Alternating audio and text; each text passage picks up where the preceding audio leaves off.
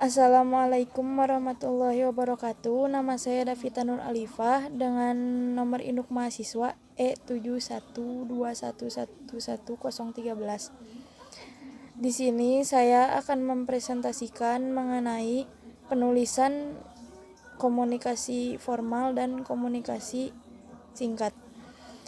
Sebelumnya saya berterima kasih kepada Bu Ayu Hendrati Rahayu selaku dosen mata kuliah Komunikasi Efektif dan Komunikasi Bisnis. Pertama-tama, di sini saya akan membahas mengenai laporan formal atau komunikasi formal. Laporan formal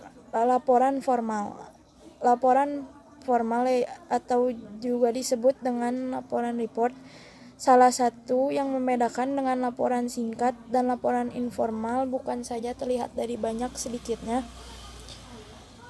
halaman, tetapi bentuk atau format laporan itu sendiri. Secara umum, jumlah halaman laporan formal lebih banyak daripada jumlah laporan singkat. Oleh karena itu, perencanaan dalam menyusun sesuatu laporan formal sangat penting. Di sini ada poin-poin dalam laporan formal. 1. Ada mengidentifikasi masalah. Yang kedua, menyusun rencana kerja. Ketiga, melakukan penelitian. Dan keempat, analisis data. Laporan singkat. Laporan singkat kebanyakan hanya mencakup materi pendukung yang relatif sedikit bagi pencapaian komunikasi yang efektif.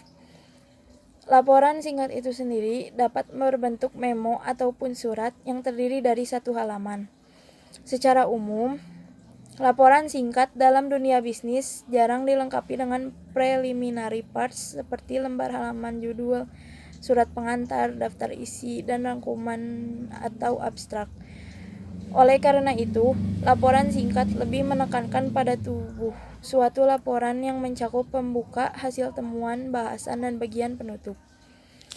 Selain itu, laporan singkat mungkin saja mencakup beberapa elemen penting dalam suatu laporan formal, antara lain yaitu gaya penulisan pribadi yang menggunakan gaya penulisan orang pertama atau kedua, grafik untuk lebih menekankan penulisan, judul dan sub-sub judul dalam tubuh laporan, format memo atau surat. Jenis laporan singkat. Jenis laporan singkat yaitu terdiri dari preprinted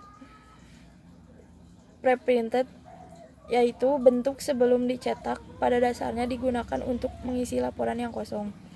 Contohnya adalah laporan otoritas. Yang kedua ada memo. Memo yaitu format yang paling umum untuk laporan singkat yang digunakan untuk kepentingan pihak suatu organisasi tertentu. Yang ketiga ada manuskrip. Laporan ini terdiri atas beberapa halaman sampai ratusan halaman yang memerlukan pendekatan formal. Penentuan struktur dasar. Ada 3 masalah yang biasanya muncul dalam menemukan struktur dasar, yaitu informasi apa yang seharusnya dimasukkan, apakah semua data akan dimasukkan, atau mengeliminasi beberapa data. Yang ketiga, pendekatan psikologis apa yang sesuai dengan pembaca tertentu, apakah menggunakan direct order atau indirect order. Yang ketiga, metode apa yang digunakan agar materinya jelas dan meyakinkan, apakah akan menggunakan pengorganisasian suatu topik atau dasar tingkat pentingnya urutan, kronologis, lokasi, atau kategori. Cukup sekian dari saya, mohon maaf atas kekurangannya. Wallahul muwaffiq ila aqwamit thoriq. Wassalamualaikum warahmatullahi wabarakatuh.